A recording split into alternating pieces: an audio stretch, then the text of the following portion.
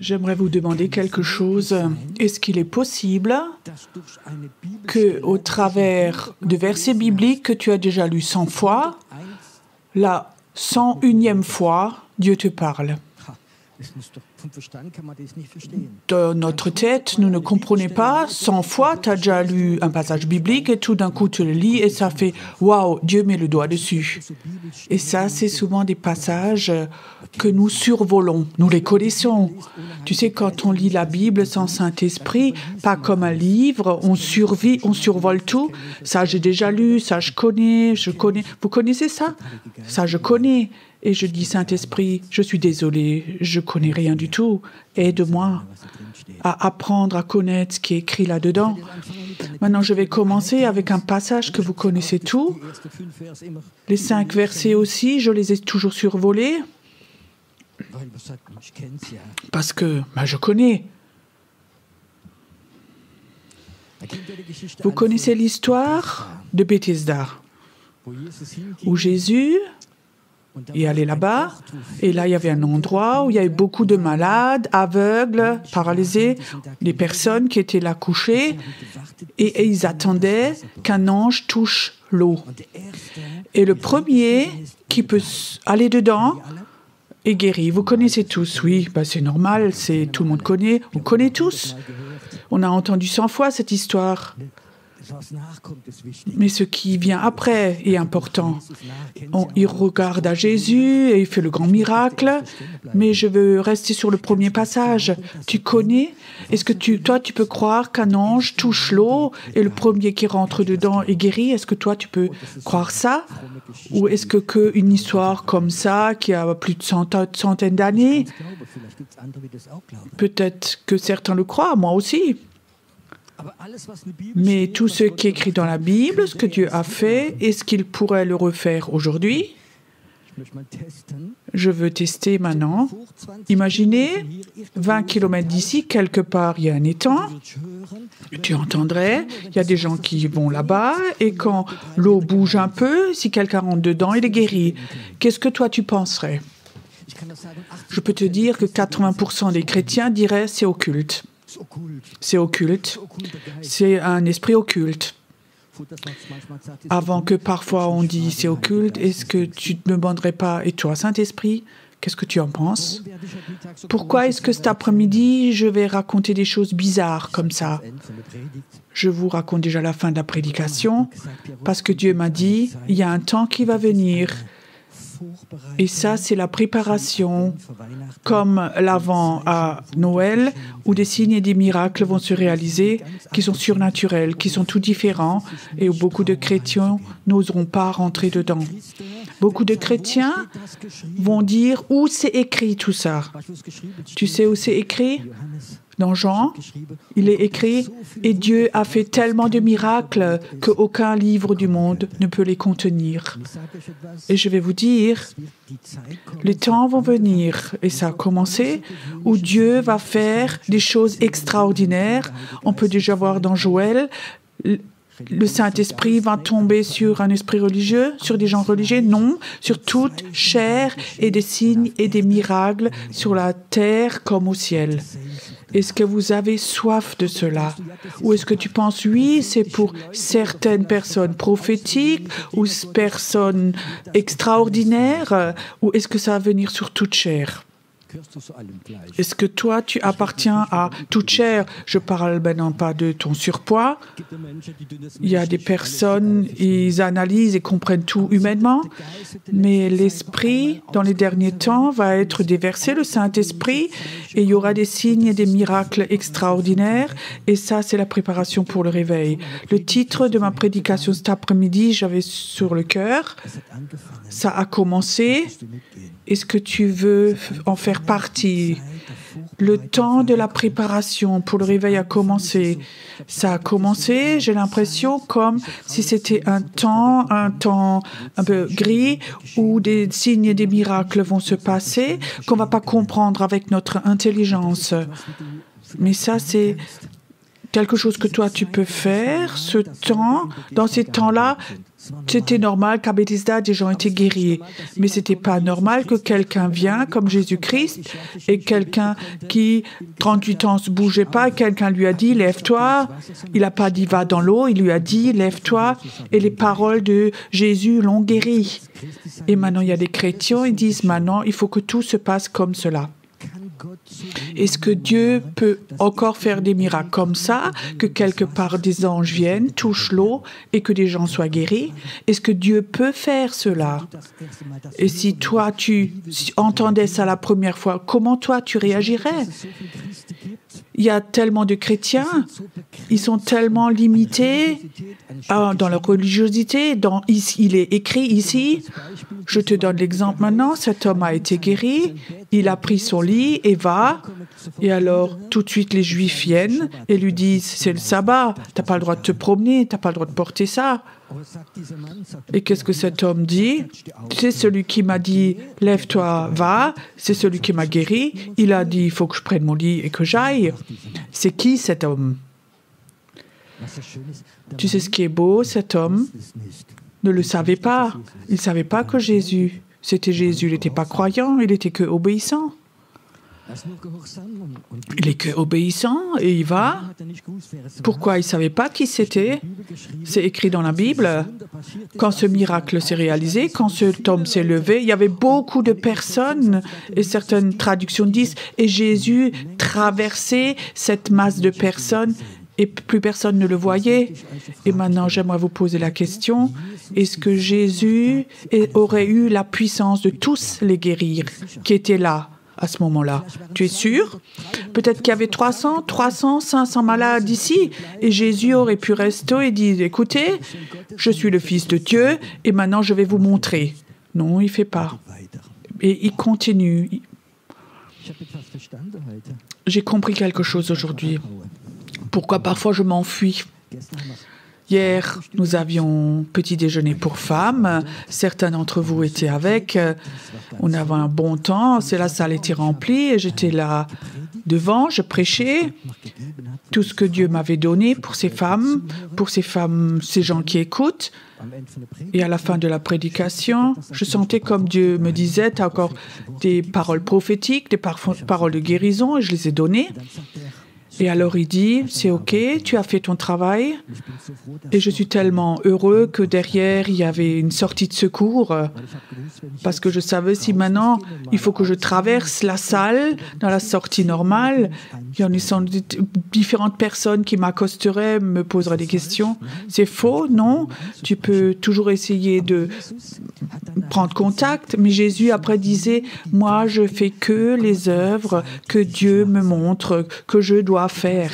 Ça veut dire, il voyait, comme Dieu lui avait dit, celui qui était depuis 38 ans là, qui n'avait pas d'espoir, là, il y a un miracle. Il n'a pas dit guéris tous les autres. Il a dit celui-là, que celui-là. Et je crois que c'est cela. Il y a quelque chose qu'on n'aurait pas compris. Une question. Qu'est-ce que toi, tu aurais fait? Peut-être Gerd Peter ou quelqu'un d'autre. Si maintenant, prends ton lit et marche, 38 ans paralysé, il se lève et tout le monde te regarde. Maintenant, c'est le moment. Maintenant. Mais il ne le fait pas. Pourquoi? Il savait, ce n'est pas encore le moment de faire ces choses. Le problème, nous, on veut toujours faire de bonnes œuvres, mais pas forcément les œuvres que Dieu a prévues d'avance pour nous. Ça, c'est la différence entre Logos et Réma. La parole de Dieu, allez, guérissez les malades, faites ceci, cela, c'est pas faux, mais il y a tout de même peu de résultats. Imagine si nous prions que pour les personnes que Dieu nous montrerait. Est-ce que nous aurions 50, 60, 70 ou 100% de résultats? Pourquoi est-ce que nous ne le faisons pas?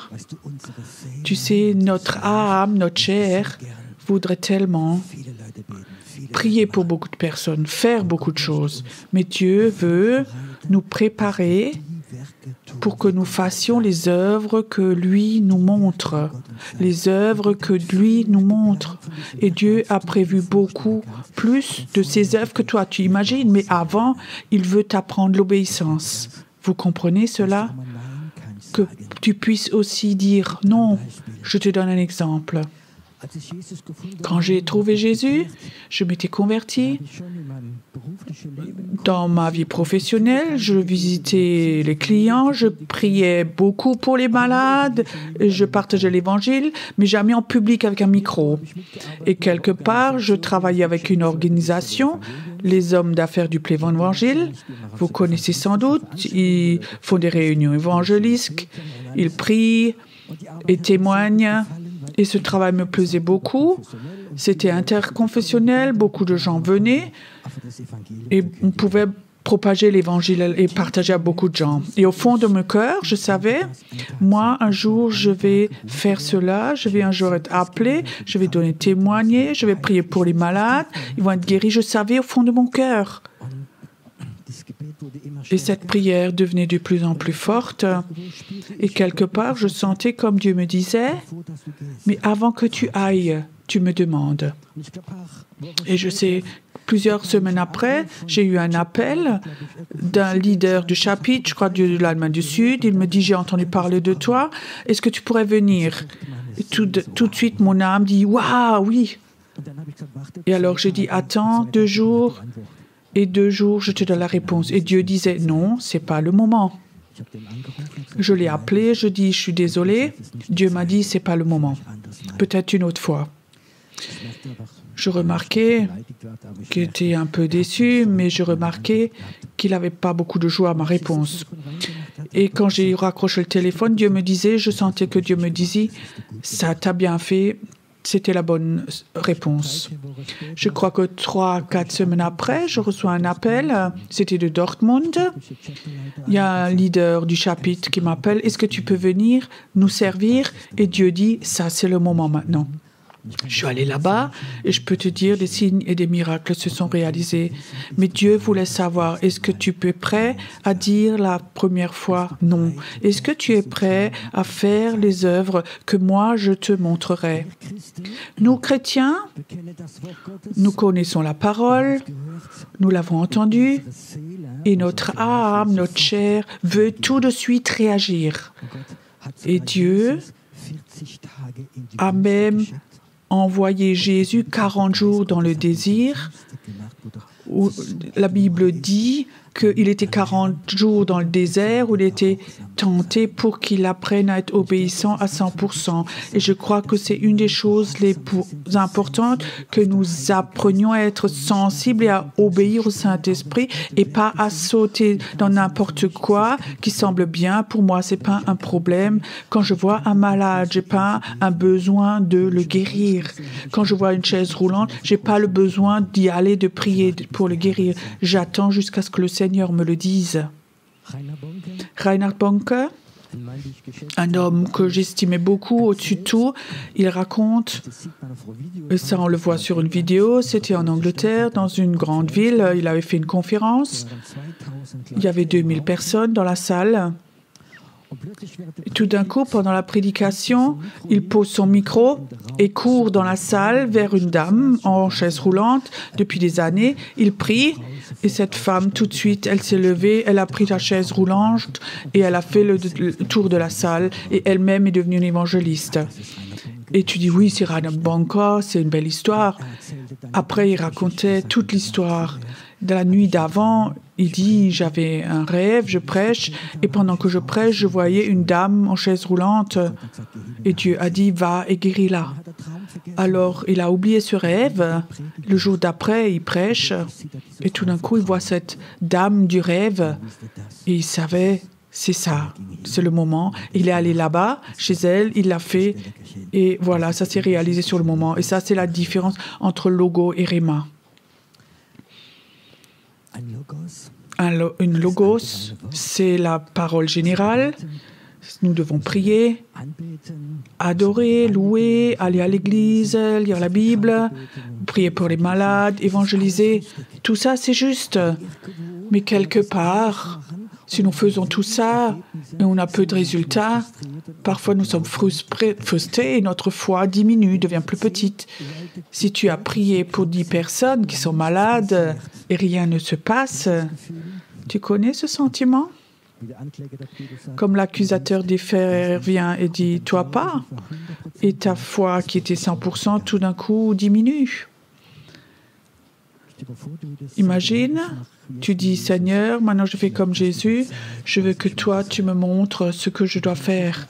Et tu commences plus à 5 ou 10%, mais tu commences à vivre les 100%.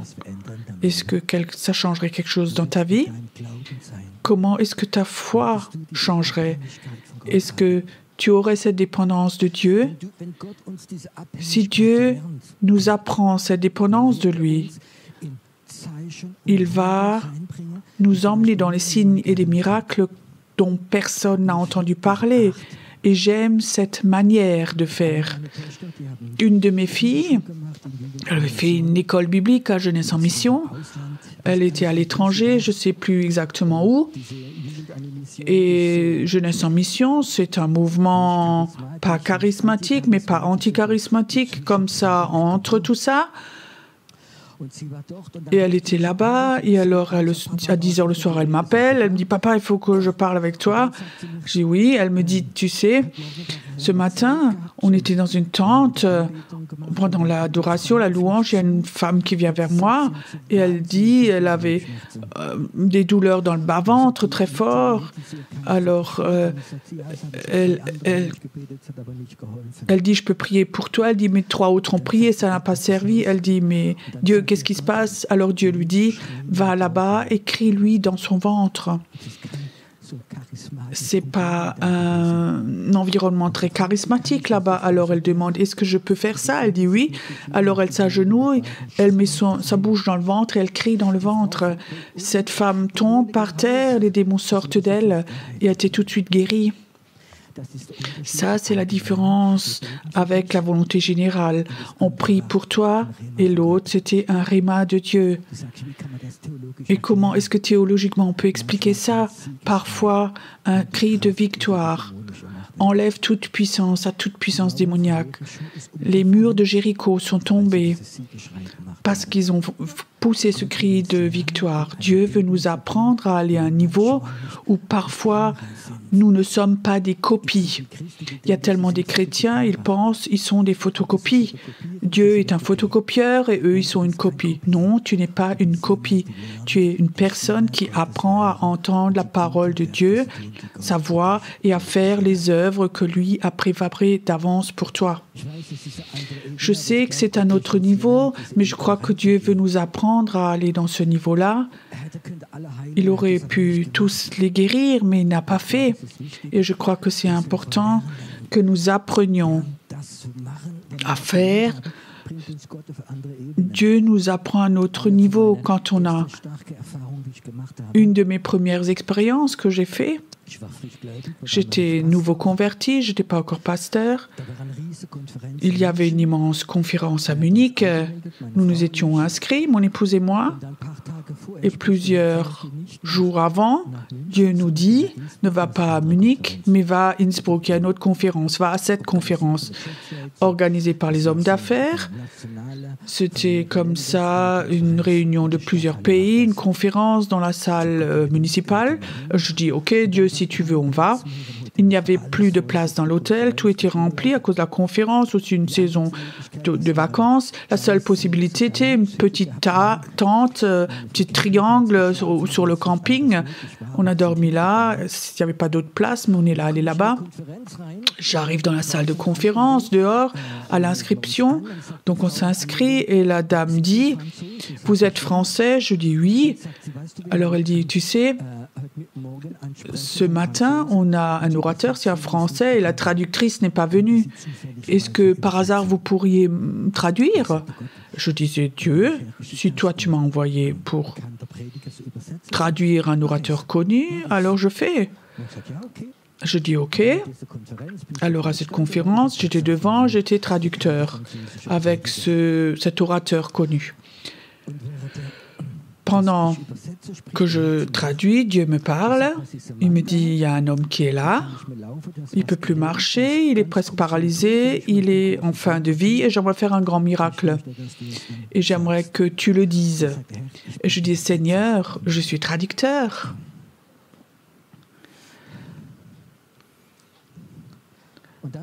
Alors, là devant, dans la salle, il y a 7-8 responsables. Il y avait comme ça une table avec les responsables. Et je disais, Seigneur, dis-le donc à eux, là.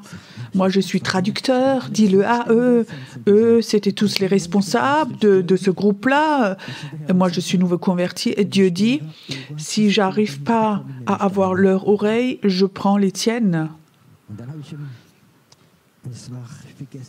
Je ne vais jamais oublier, c'était à 12:05 et je dis à l'orateur, j'ai une parole prophétique. Est-ce que j'ai le droit de la dire? Il me regardait. C'est pas une habitude que le traducteur comme ça prend la parole. Il me regarde un moment. Il dit, fais. Alors je dis, il y a un homme qui est là, tu es en fin de vie, tu as des douleurs terribles, tu ne peux presque plus marcher. Et alors quelque chose se passe. Aujourd'hui encore, je le vois devant mes yeux. Donc l'entrée principale était juste en face de moi, il y a la porte qui s'ouvre et il portait un homme. Et cet homme rentre et entend ça, il a crié de tout son cœur, c'est moi, c'est moi. Alors ils l'ont porté devant, on a prié pour lui. 2 heures après, cet homme me racontait, tu sais quoi, je suis venu à Innsbruck, je viens de Belgique, et parce que là-bas j'espérais être guéri, mais j'étais tellement malade, je ne pouvais plus aller à la réunion. Et cette nuit, à l'hôtel, j'ai eu un rêve et je voyais Jésus venir. Il dit, à midi pile, rentre dedans, je vais te guérir. Tu sais, ça, c'est la volonté parfaite de Dieu. Dieu, il fallait qu'il m'envoie à Innsbruck, pas parce que j'étais un super théologien, parce que je lui ai que offert mes oreilles et je l'ai fait. Je crois que nous rentrons dans un temps où Dieu va faire des signes, des choses extraordinaires qui ne sont pas toujours écrites. Et tu sais, ce qui est contre, ça va être un esprit légaliste. Et cet homme de Bethesda suit Jésus. Et Jésus lui dit, écoute, remercie Dieu, ne pêche plus pour que plus rien t'arrive. Et il sait, c'est Jésus. Et alors il va chez les pharisiens, il dit, cet homme qui m'a guéri, il s'appelle Jésus. Tu sais alors ce qui est écrit dans la Bible? Les Juifs ont décidé de tuer Jésus.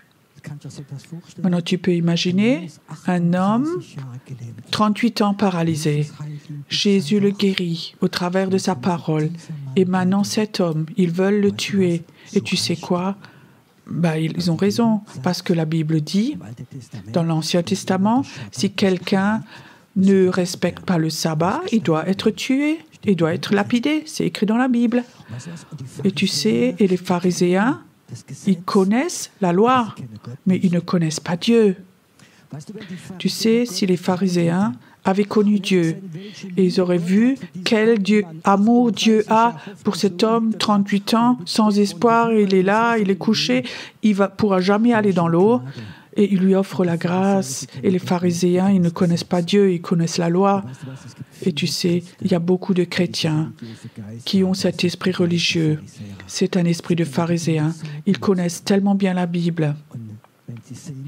Mais quand ils voient que toi, tu respectes pas 100%, mais que tu as un rhéma de Dieu, ils sont prêts dans leur esprit à dire les mots qui te tuent. Une femme est venue me voir, elle était nouvelle convertie, elle brûlait pour Jésus. Bien sûr, elle vient du monde, elle n'était pas complètement parfaite. Alors elle est venue chez elle, quelqu'un lui a parlé de la parole et elle a fait de la délivrance. Les anciens l'ont appelée, ils ont dit, toi en tant que femme, tu n'as pas le droit de faire ça. Tu as encore trop de péchés dans ta vie, tu ne peux pas faire de la délivrance, c'est trop dangereux. Et tu sais quoi? Le don en elle a été tué. Le légalisme, la loi tue. Il est écrit, si tu ne connais pas Dieu, ça tue. Je te dis, apprends d'abord à connaître Dieu et après tu peux dire, il est écrit. Parce que si tu prends la parole, tu peux tuer avec. Moi aussi, avec ma Bible, j'ai tué quelqu'un. C'était il y a plusieurs années. Il faisait très très chaud, c'était en été, je dormais dans la cave parce que dans ma chambre il faisait trop chaud. Il n'y avait rien dans la cave, juste mon matelas. Mais c'était au niveau de la température, c'était meilleur pour dormir. Le soir, je lis la Bible et une souris passe. Elle passe simplement comme ça devant mon lit. Et comme ça, j'avais ce réflexe, je pris la Bible et pan. Elle était morte. J'étais désolée, mais elle est simplement là.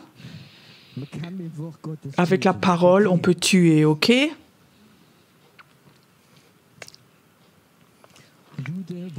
Les Juifs veulent tuer. J'étais à une conférence, quelque part au lac de Constance. Et après la conférence, les orateurs, les gens priaient ensemble. Et je me promenais dans la salle. Et je disais, je me laisse guider. Et je vois un couple. Et Dieu dit, prie pour eux, un jeune couple. Je vais vers eux. Et je dis, j'ai une parole pour vous. Je peux prier pour vous. Cet homme, la femme disent, oui, je mets la main sur l'épaule et il m'enlève la main. Non, pas avec la main. J'ai jamais vécu ça. Que quelqu'un m'enlève la main. Je dis, ok. Il dit, j'aimerais pas que vous fassiez ça. Alors je suis un peu vexée. Et je lui dis, oui, moi je veux le prochain. Et Dieu me dit, non, retourne là-bas. Seigneur, chez ces gens bizarres là? Oui, oui, oui. Alors je retourne et je dis, excusez-moi, je peux prier aussi pour vous sans imposer la main. Il dit, oui, ça vous avez le droit. Alors j'ai prié pour eux, j'ai une parole pour eux. Vous avez déjà prié 5 ans pour avoir un enfant et le Seigneur dit, aujourd'hui, je vais toucher votre bas-ventre, je vais l'ouvrir et tu vas avoir des enfants. Et ils sont tellement réjouis, ils ont pleuré, Dieu les a touchés. Et je disais, Dieu, pourquoi cette situation? Et Dieu dit, demande-les s'ils n'ont pas lu un livre. Je ne dis pas de qui maintenant. Il y a comme ça des livres religieux où il est écrit, fais attention que personne t'impose les mains parce que des démons peuvent se transférer. Et peut-être il se peut que quelqu'un est possédé, qu'il impose les mains, que quelque chose passe, mais je crois on ne peut pas prendre ça et personne n'a le droit de t'imposer les mains. Je crois qu'il y a tellement de chrétiens. J'étais dans une église, il y avait une forte onction de guérison et j'ai commencé à prêcher sur cela. J'aimerais prier pour les malades. Il y a un ancien qui vient. Non, ça ne va pas chez nous. Ça ne va que avec les anciens, avec de l'huile et avec leur connaissance de péché. Sinon, on ne peut pas prier pour les malades. Il est écrit. Et beaucoup de malades ne pouvaient pas avoir la prière. La loi tue. Peut-être que certains de ces malades sont peut-être morts parce qu'ils n'ont pas reçu la prière. Il est écrit. Ça, c'est l'esprit religieux. Il est écrit. Les pharisiens ont essayé ou ils ont tué Jésus parce que il est écrit. Je crois qu'on arrive dans un temps où Dieu veut nous préparer pour le réveil, où Dieu veut utiliser beaucoup de personnes au travers de signes, de miracles, par des choses prophétiques, par des miracles où tu reçois des rémas de Dieu, ce que tu dois faire, où il faut que tu dois aller. Et je crois qu'il faut que nous soyons ouverts pour cette préparation. Tu ne peux pas seulement faire une école biblique, tout apprendre tout ce qui est écrit, si tu n'as pas le Saint-Esprit et il ne te guide pas. Et si tu ne connais pas Dieu, tu vas casser beaucoup de choses et tu ne vas pas faire les œuvres que Dieu a préparées d'avance pour toi. Je le sais. Je donnerai ma vie pour ça, que Dieu a préparé un immense réveil. Il va venir sur l'Allemagne, la Suisse, sur toute l'Europe. Ça va venir mais il y a un temps de préparation avant. Jean-Baptiste est venu pour préparer le chemin de Jésus-Christ, pour prévenir les personnes, pour le dire. Dans la Bible, il est écrit que Dieu ne fait jamais quelque chose sans le dire à ses serviteurs et à ses prophètes. Et je sais quelque chose, le réveil va venir, j'aimerais le dire. Et Dieu va utiliser des personnes complètement normales, des signes et des miracles dans ce temps de réveil ou 100 ans après, si ça existe encore, ils vont être écrits dans les livres que toi tu as faits. Même dans ta vie, ils vont encore en parler, mais je sais quelque chose. Avant, il faut apprendre l'obéissance. Il ne s'agit pas de toi, de ton honneur, mais il s'agit d'une obéissance au Saint-Esprit. Malheureusement, on est éduqué avec une pensée collective, de penser comme tout le monde. Mais le Saint-Esprit ne voudrait pas que tu aies une pensée collective. Nous faisons ça ou cela, mais toi, tu fais quelque chose. Toi, tu vas faire des choses. Pas celui qui est assis à côté de toi, mais toi-même. Nous faisons, c'est un danger, cette pensée collective. Quand le Saint-Esprit vient, et toi, tu dois le faire. Et tu vas apprendre à être obéissant au Saint-Esprit et pas penser que pensent les autres de ça. J'étais nouveau converti, tout nouveau croyant, et Dieu a commencé très tôt à me parler. Le Saint-Esprit a commencé très tôt à me parler et ça n'allait pas très bien avec cette culture chrétienne où j'étais, avec mon passé, mon caractère, mes déficits. Et j'étais comme ça dans une petite église pentecôtiste où 80% des gens ont fait l'école biblique et c'était tous des gens, vraiment des chrétiens formés. Et moi, j'étais le dernier qui s'est ajouté, on l'a accepté. Alors, j'étais assis au culte. J'étais dans la deuxième rangée et il y avait un homme qui était là. Première fois, sa femme l'avait emmené. C'était un grand bonhomme, tatoué. Il était là devant. Le pasteur lui demande « Qu'est-ce que je peux faire pour toi ?» Peut-être qu'il lui a même aidé. Oui, il ne voudrait plus fumer. Alors, les deux anciens qui venaient se sont mis autour. Ils ont imposé les mains. Et comme les pentecôtistes le font, ils prient fort et puissant, 10 minutes, comme ça. Je n'avais jamais vu, je regardais, je dis intéressant. C'est comme vraiment, ils savent prier. Et tout d'un coup, je voyais une image, je voyais cet homme, et je voyais quelque part tout noir, comme s'il avait du sang noir en lui. Et je disais, Seigneur, c'est quoi ça? Il dit, oui, il a donné sa vie, son sang, il l'a vendu à Satan. Et ce qu'il prie, ça ne sert à rien de toute façon. Je disais, OK. Et je dis, Seigneur, qu'est-ce que je dois faire? Va chez le pasteur et dis-lui. Alors, tu peux imaginer un bon pasteur, connu, bonne prédication, ancien. Maintenant, ce nouveau converti, chrétien, il y a 2 mois avant, il était encore en prison et il vient ici et il dit, cet homme a vendu son sang à Satan. Alors, il me regarde. Alors, le pasteur dit, demande-le. Et je demandais à cet homme, toi, tu as vendu ton sang à Satan, tu as fait un pacte avec lui. Il dit oui, comme si c'était tout normal. Alors, je lui ai expliqué qu'avec ce pacte, c'est une entrée gratuite en enfer. C'était un ex-souteneur.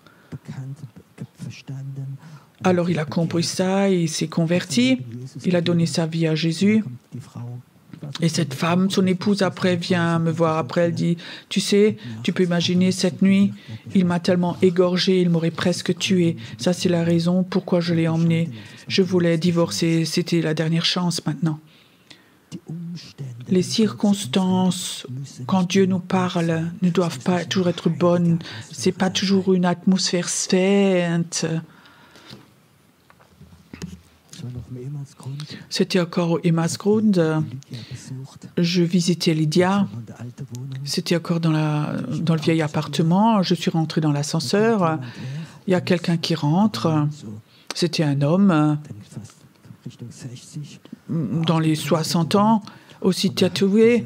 Et il avait comme ça ce petit panneau du Saint Michael sur lui. Et je savais, ça c'est le signe des parachuteurs. Et comme j'étais aussi parachutiste chez les militaires, je dis « Allô, bonjour, tu étais aussi parachutiste ?» Je dis « Oui, j'ai vu là ton petit signe. » Elle dit « Ah, tu as aussi ce saint ?» Je dis « Non, moi j'ai Jésus-Christ dans l'ascenseur. » Tu sais, c'était dans l'ascenseur. C'est comme si j'avais fait peng, si j'avais assommé quelqu'un. Il était là. Il était brisé. On est sorti de l'ascenseur au 8e étage en haut. On a monté ensemble et alors il me raconte. Il est allé dans la Légion étrangère, il avait des problèmes d'alcool et divorce et tout. Et tu sais, je me suis enfui dans la Légion étrangère parce que mon père voulait que je sois prêtre catholique. Et j'avais peur, et j'ai eu peur, je me suis enfui devant Dieu. Et là, dans l'ascenseur, j'ai prié pour lui.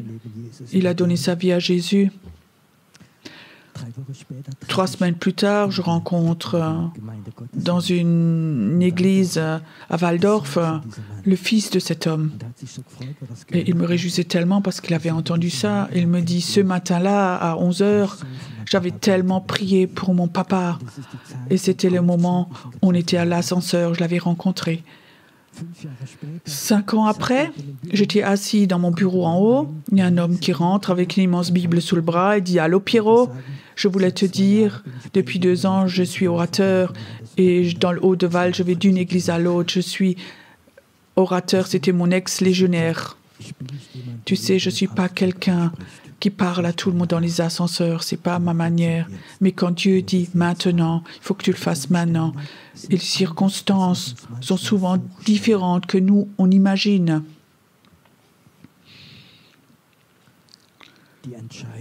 La décision de faire les œuvres que Dieu a préparées d'avance pour toi, il faut que tu la cherches.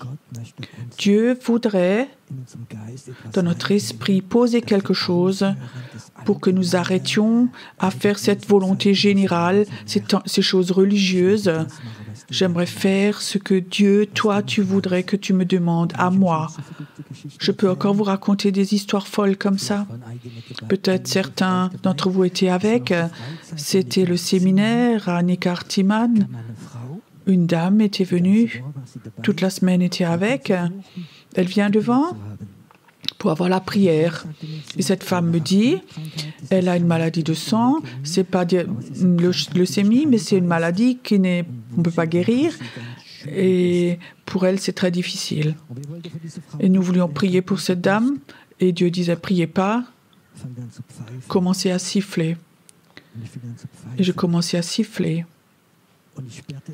Et je sentis que quelque chose se passe, elle est tombée aussi.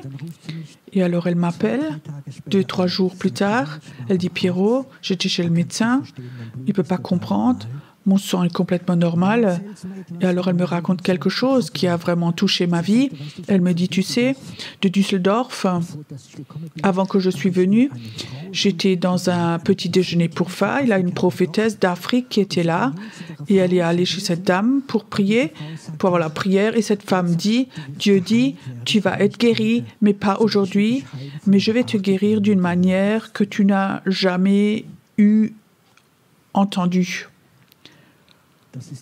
Ça, c'est la différence entre le réma, quand on a prié, huilé, elle n'aurait pas été guérie. Je sais, Dieu veut faire quelque chose de spécial. Et je n'avais pas compris. Le Saint-Esprit m'expliquait, tu sais, Pierrot, il y a des sons que les démons ne supportent pas. Et ça aussi, c'est la raison pourquoi parfois des chauffards ou des trompettes, des instruments peuvent être utilisés qui ont une puissance de délivrance. C'est un thème dans lequel je ne vais pas rentrer maintenant parce que j'ai une révélation, mais Dieu peut t'utiliser dans différentes choses, ou aussi vécu aussi dans l'école prophétique le mardi soir, ou parfois dans la louange, on a commencé à siffler, et c'est comme si la présence de Dieu était venue plus forte, et des gens ont été guéris dans la salle.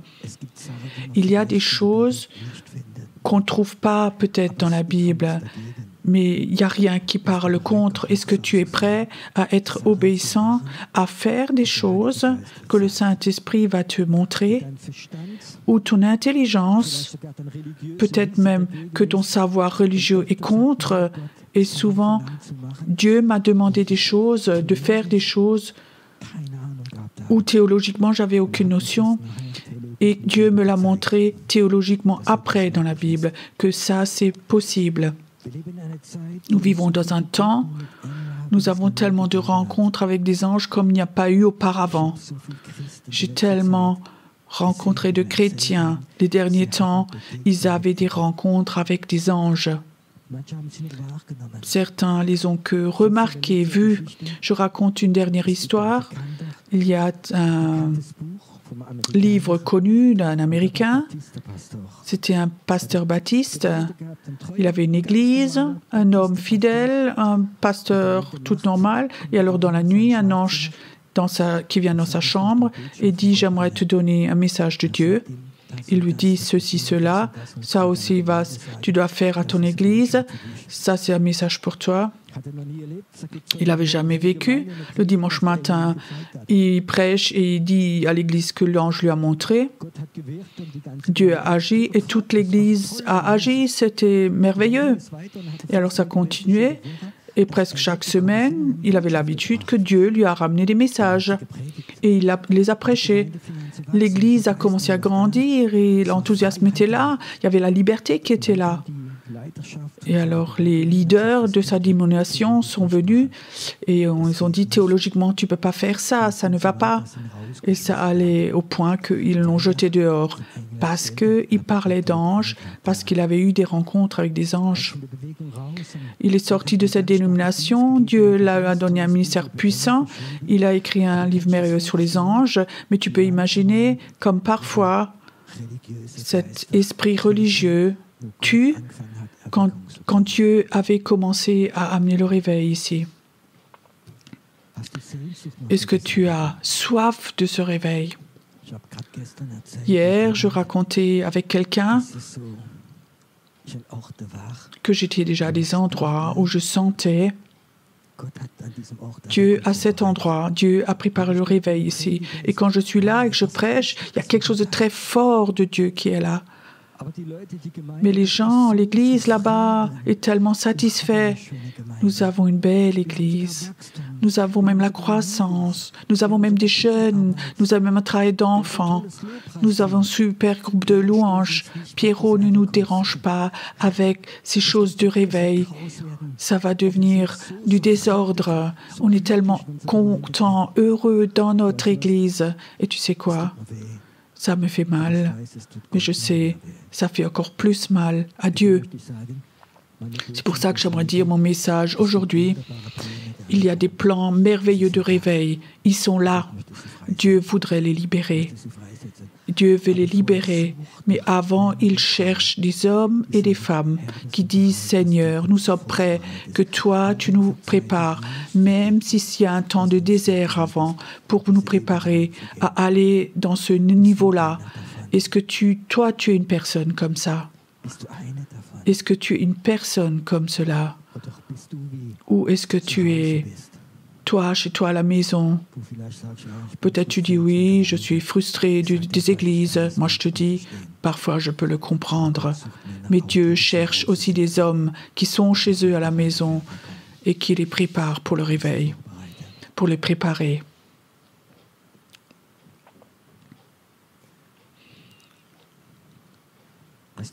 Tu sais, mes paroles ne peuvent pas faire beaucoup, mais le Saint-Esprit a beaucoup d'effets. Est-ce que toi, tu voudrais dire, Seigneur, je ne veux plus me laisser freiner par les personnes qui disent, il est écrit, chez nous, tu n'as pas le droit, chez nous, tu ne peux pas, ça n'existe pas, tu ne peux pas faire ça. Ne te laisse pas accuser par des personnes, par la parole de Dieu, mais apprends à connaître dans ton cœur le Père au ciel et lui va te révéler la parole de Dieu. Parce que la parole de Dieu, si elle n'est pas révélée par le Saint-Esprit, alors la parole est morte et peut te tuer. La parole de Dieu sans Saint-Esprit n'est rien. Le Saint-Esprit te donne une révélation du Père, il donne une révélation de Jésus-Christ et tu vas apprendre à être obéissant. Et plus tu es obéissant, plus tu vas apprendre à connaître le Père, ce Père d'amour qui voudrait que toutes les personnes soient sauvées.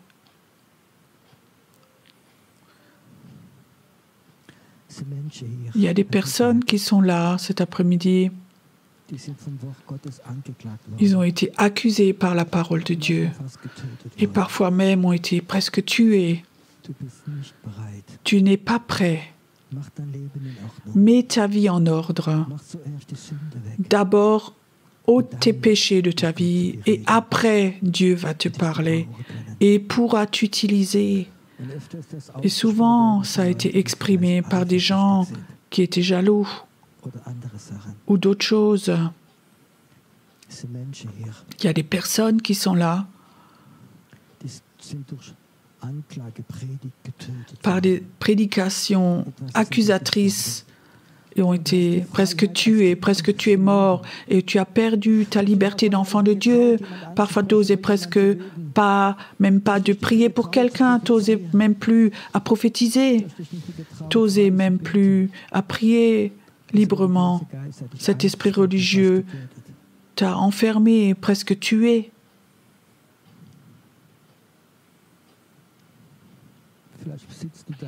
Peut-être que tu es là, assis, tu penses, Pierrot, mais c'est moi. Mais je suis tellement lié, ça va presque plus, je dis si, ça va encore. Parce que Jésus, c'est celui qui délivre, qui libère. Jésus, c'est lui qui t'appelle. Je vois comme aujourd'hui, je vois dans l'esprit que des prisons, les portes des prisons s'ouvrent. Les gens qui ont été enfermés théologiquement. Et Dieu dit, je voudrais t'ouvrir la porte, que tu puisses sortir. Il est temps de rentrer dans le plan de Dieu, de rentrer dans la liberté.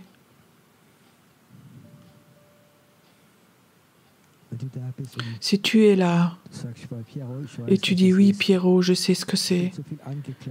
On m'a tellement culpabilisé, accusé avec la parole de Dieu. Et cet après-midi, j'aimerais être libéré de cela, complètement libre, et j'aimerais devenir libre et libéré.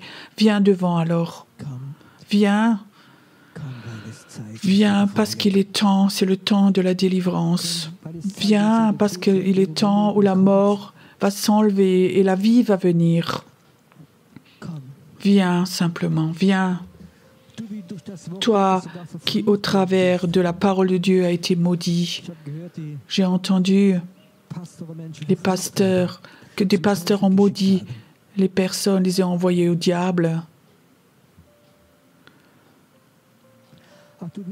Aussi toi qui es chez toi à la maison, je peux te dire, la clé est là, aussi chez toi à la maison pour la porte de ta prison. Et j'aimerais cet après-midi, au nom de Jésus, ouvrir la porte de ta prison. J'aimerais te dire, il n'y a pas de condamnation en Jésus-Christ. Il n'y a pas de condamnation. Il n'y a pas de condamnation. Peu importe ce que tu as fait, et même si tu as essayé de te suicider, Dieu, tu vas délivrer même les autres. Il y a un temps qui est là maintenant. Je t'appelle de façon nouvelle maintenant. Père, où la sorcellerie avait aussi ses doigts dedans et a presque tué le cœur des personnes, où ils ne sentaient plus rien, n'entendaient plus rien parce qu'ils avaient peur de faire des fautes. Et sorcellerie, tu vas lâcher. Sorcellerie, tu vas lâcher au nom de Jésus, tu vas lâcher, tu vas lâcher, tu vas lâcher.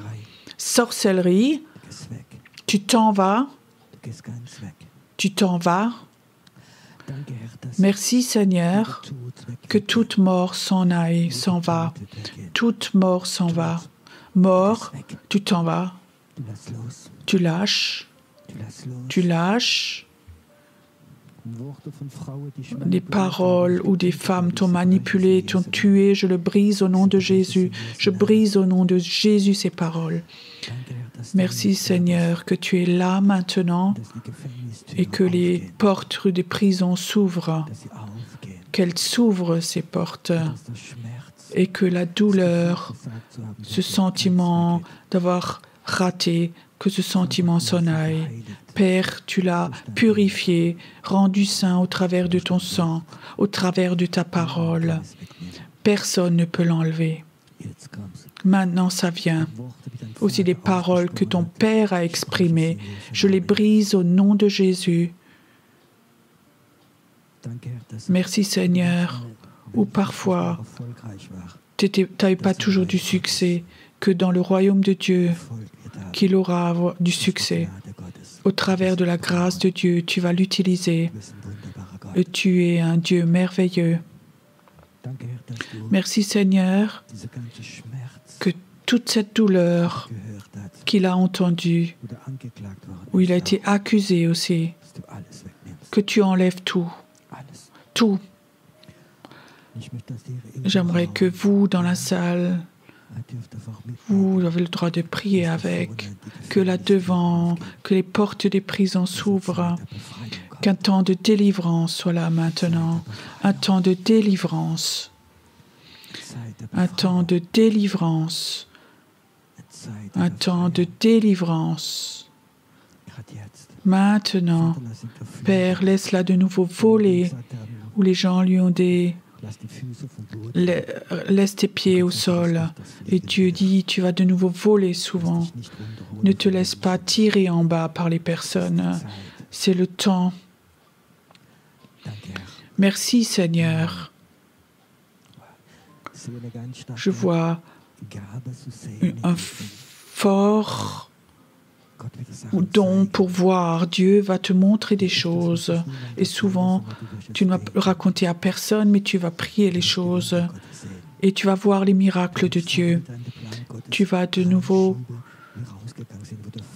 entrer des choses dans le plan de Dieu, que des gens avaient enlevé des plans de Dieu. Et tu vas de nouveau être mis dans le plan de Dieu. Merci qu'un temps nouveau est là devant nous. Un temps nouveau de délivrance.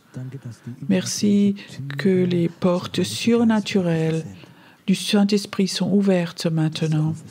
Qu'elles sont ouvertes maintenant.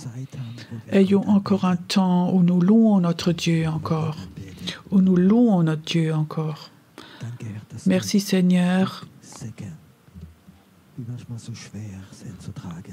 Que les rucksacks que nous portons nous empêchent d'aller en haut sur la montagne, que ces sacs maintenant soient enlevés de nous.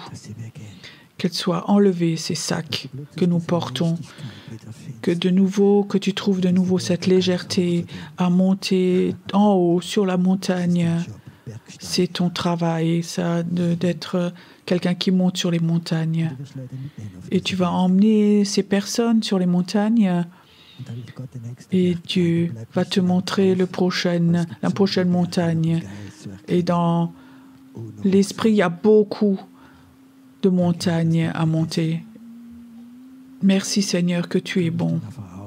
On se lève simplement, on a encore un temps où on prie, où on loue notre Dieu, on peut agir, laisser agir le Saint-Esprit. Mächtiger Gott, sei mein Herr, sei mein Herr. Mächtiger Gott, sei mein Herr. Ergreife du mein Herz.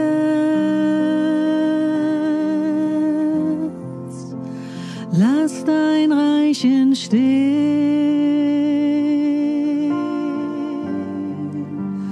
bau dort deinen Thron, dein Wille soll geschehen,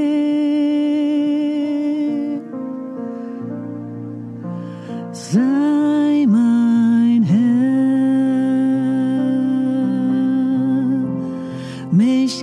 Gott sei mein Herr, sei mein Herr, mächtiger Gott sei mein Herr, ergreife du mein Herz,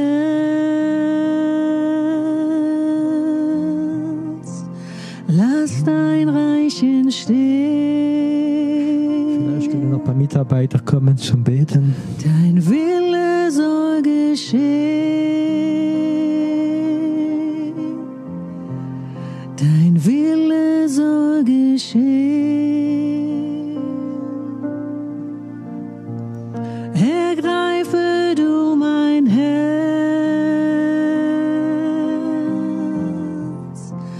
Lass dein Reich entstehen.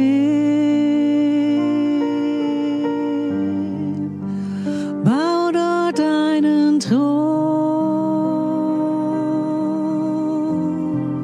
Dein Wille soll geschehen.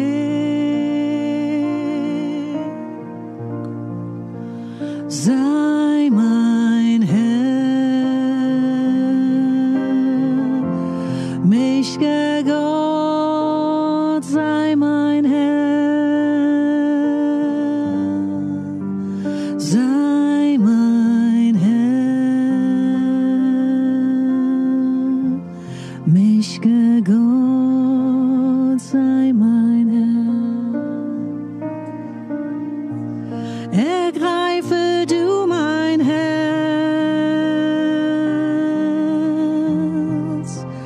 lass dein Reich entstehen. Komm, bau dort deinen Thron. Dein Wille soll geschehen. Oh, sei mein Herr, mächtiger Gott, sei mein Herr, sei mein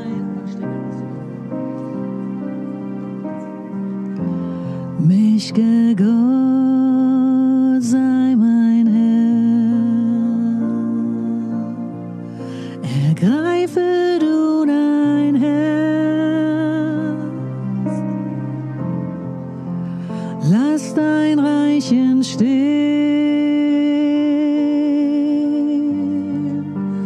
Bau dort deinen Thron. Dein Wille soll geschehen. Ergreife du mein Herz,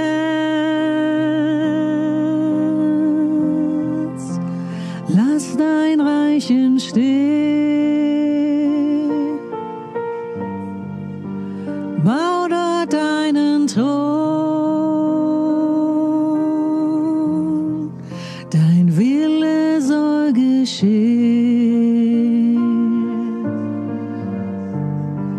Bau dort deinen Thron. Dein Wille soll geschehen. Komm, jetzt ist die Zeit, wir beten an.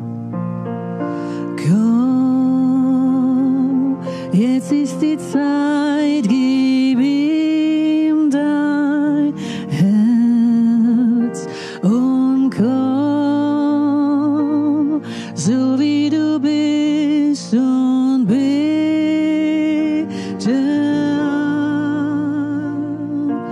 Komm, so wie du bist vor deinem Gott. Komm.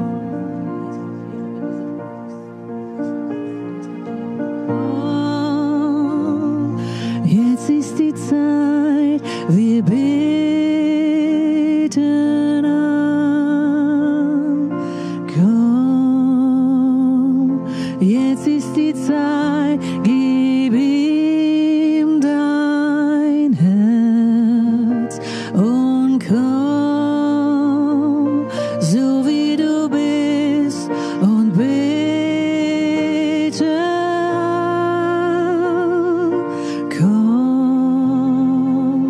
so wie du bist vor deinem Gott,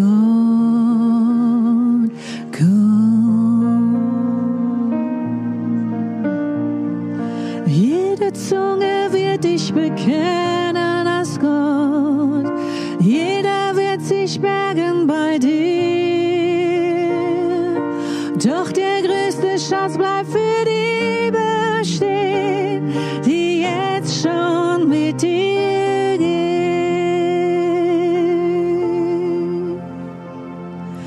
Komm, jetzt ist die Zeit, wir beten an. Komm, jetzt ist die Zeit, gib ihm dein Herz und komm, so wie du bist und bete an. Komm, so wie du bist vor deinem Gott, komm.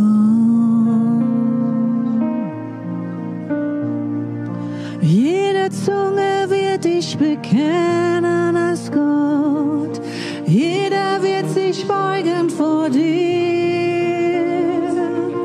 doch der größte Schatz bleibt für die bestehen, die jetzt schon mit dir gehen.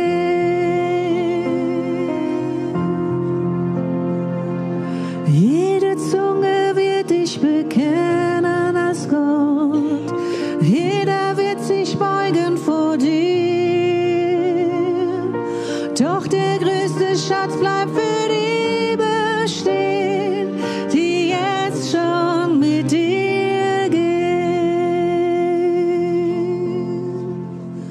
So komm, jetzt ist die Zeit, wir beten an. Komm, jetzt ist die Zeit, gib ihm dein Herz und komm, so wie du bist und bete an.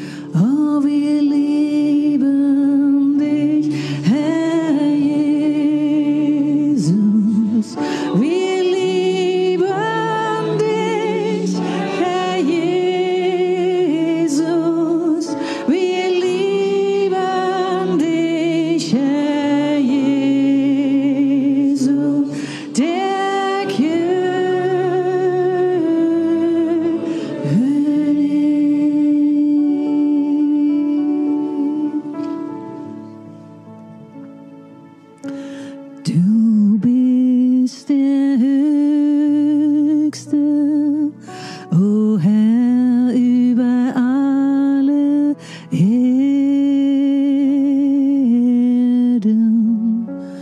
Du bist erhoben über alle Götter.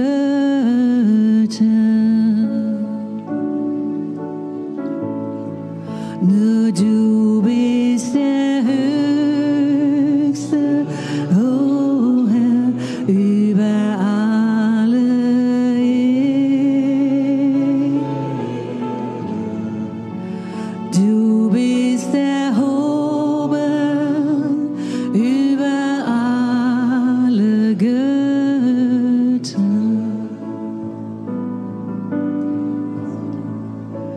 Wir erheben dich,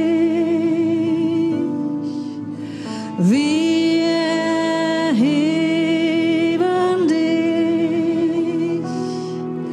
wir erheben dich, o Herr. Wir erheben dich, wir erheben dich,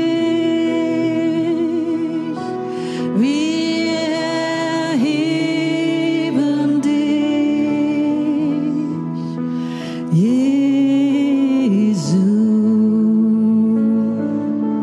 Jesus, denn du bist der Höchste, o Herr, über alle Erden. Oh, du bist erhoben über alle Götter.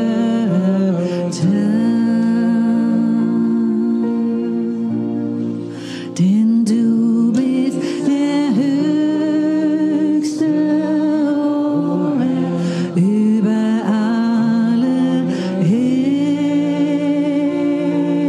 Erden.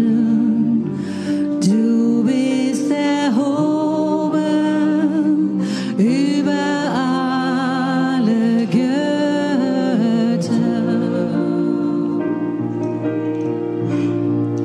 Oh, wir erheben dich,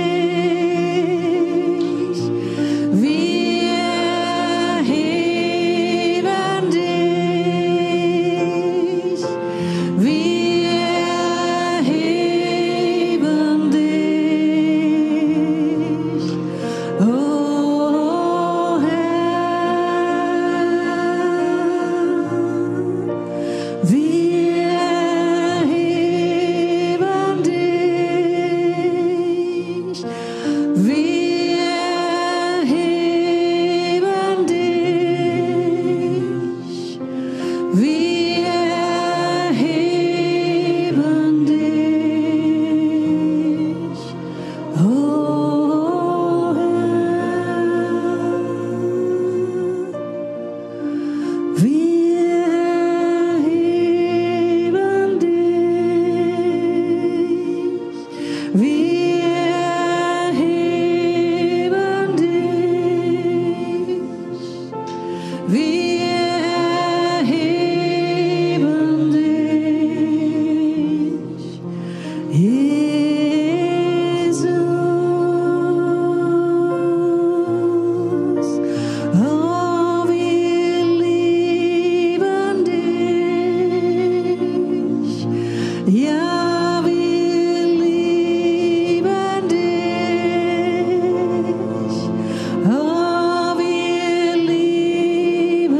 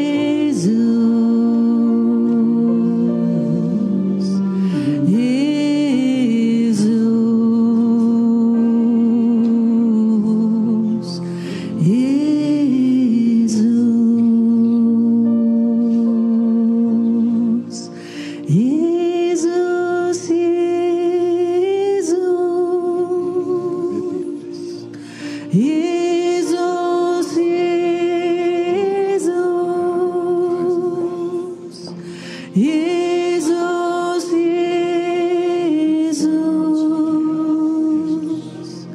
Jesus,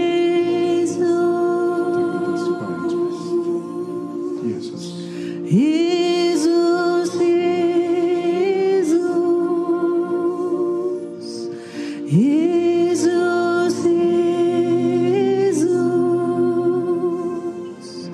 Jesus, Jesus,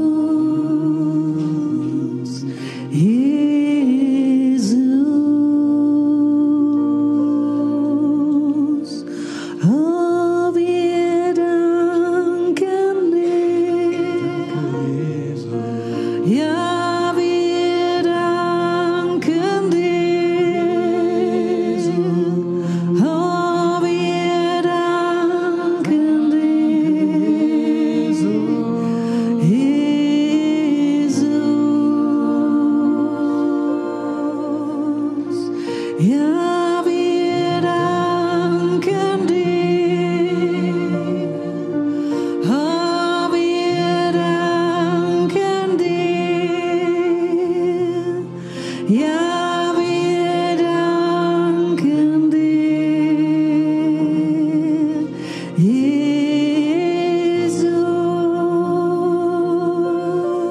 Jesus, du bist unser Gott.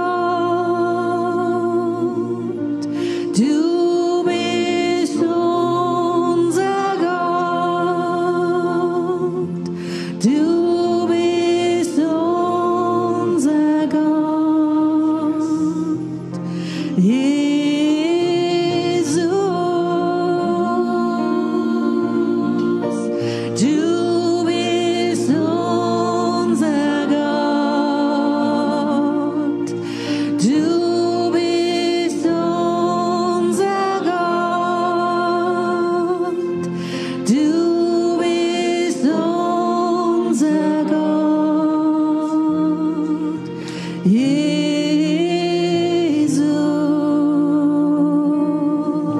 Jesus, ich gehöre dir. Ich gehöre dir. Ich gehöre dir.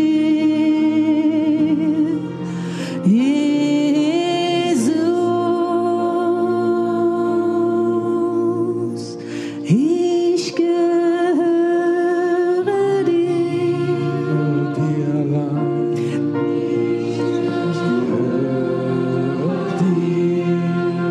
Dir allein. Ich gehöre dir.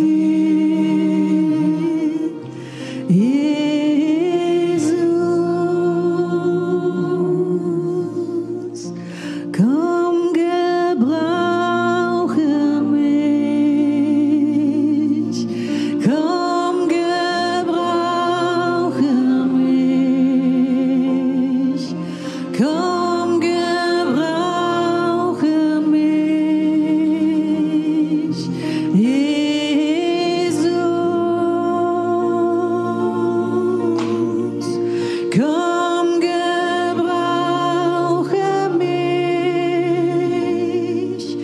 Komm, gebrauche mich.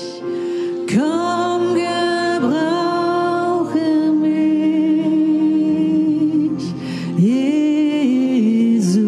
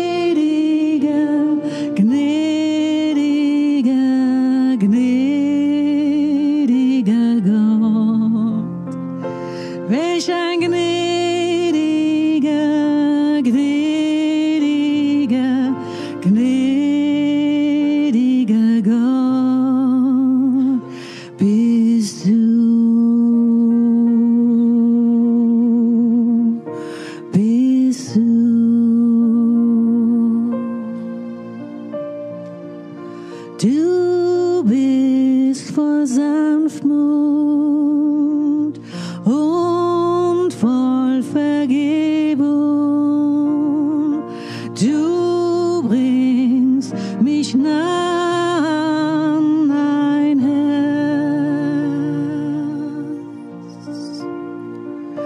Wenn ich dir fern bin, bist du mir gnädig.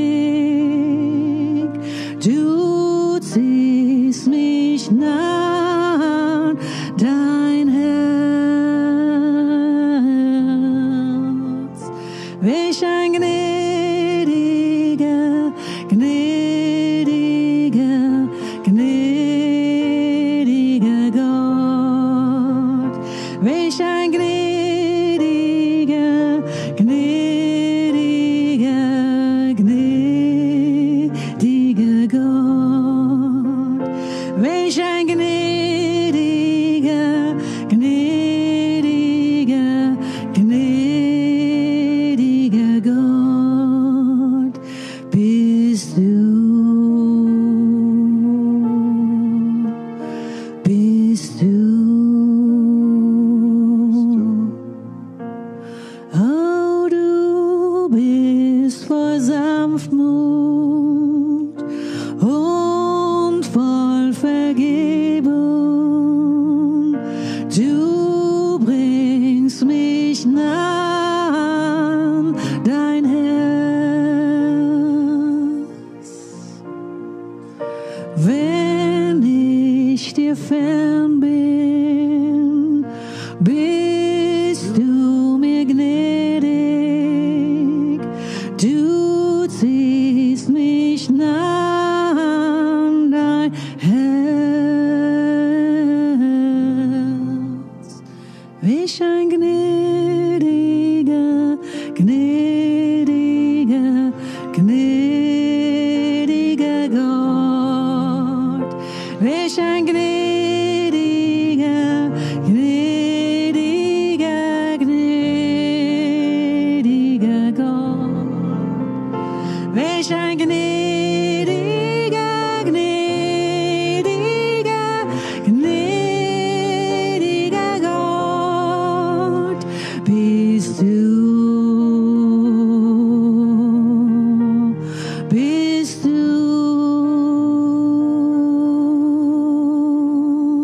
Du bist voll Sanftmut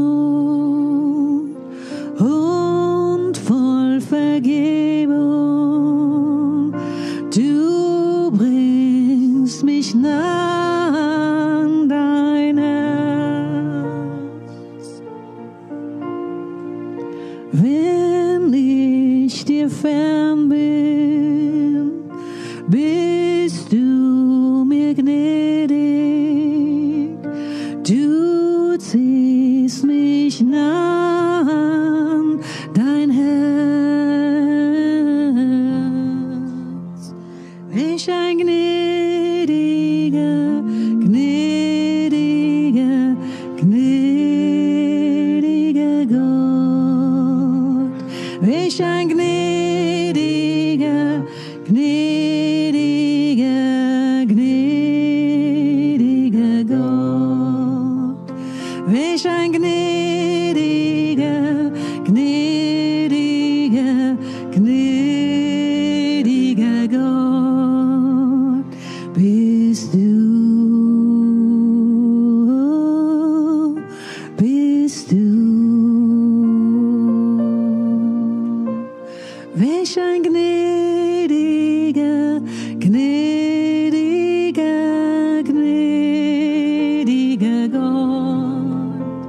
Welch ein gnädiger, gnädiger, gnädiger Gott. Welch ein gnädiger, gnädiger, gnädiger Gott bist du.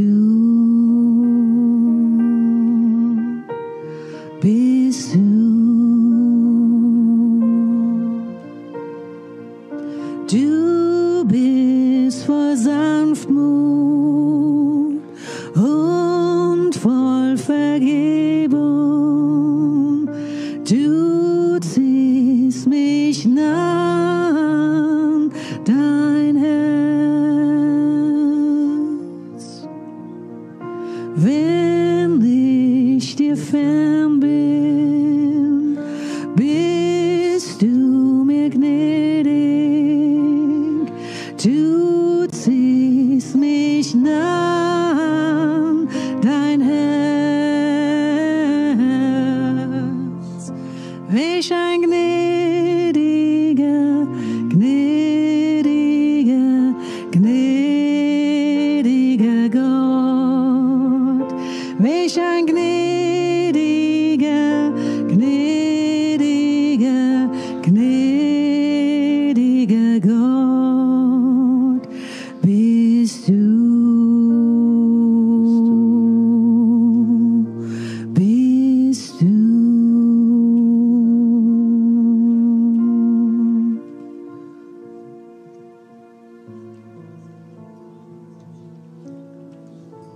Komm, Heiliger Geist, führe mich, zieh mich hin in des Vaters Gegenwart.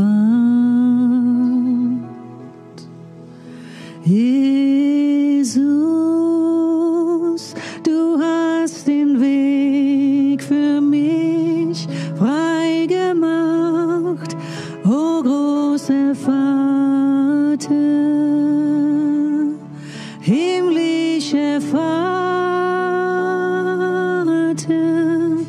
ich will dich sehen,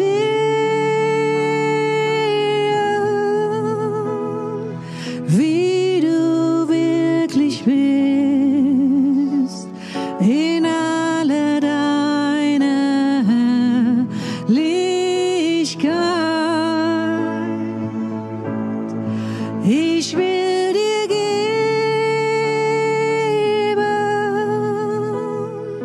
was nur dir gebührt.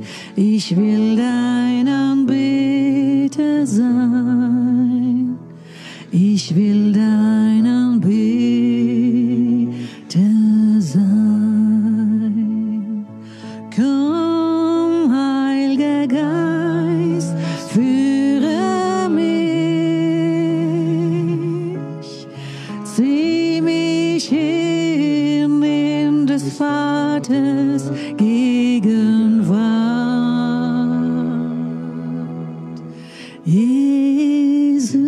Jesus, du hast den Weg für mich frei gemacht, o großer Vater, himmlischer Vater, ich will dich sehen,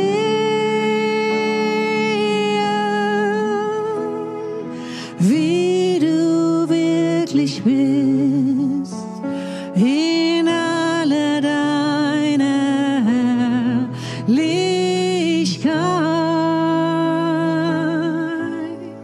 Ich will dir geben,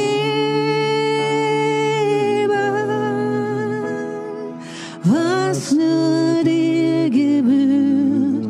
Ich will dein Anbeter sein. Ich will dein Anbeter sein.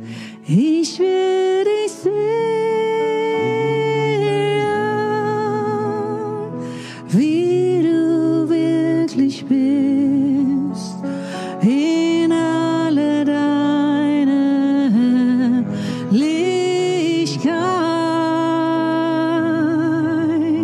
Ich will dir geben, was nur dir gebührt. Ich will dein Anbeter sein. Ich will dein Anbeter sein. Ich will dein Anbeter sein. Ich will dein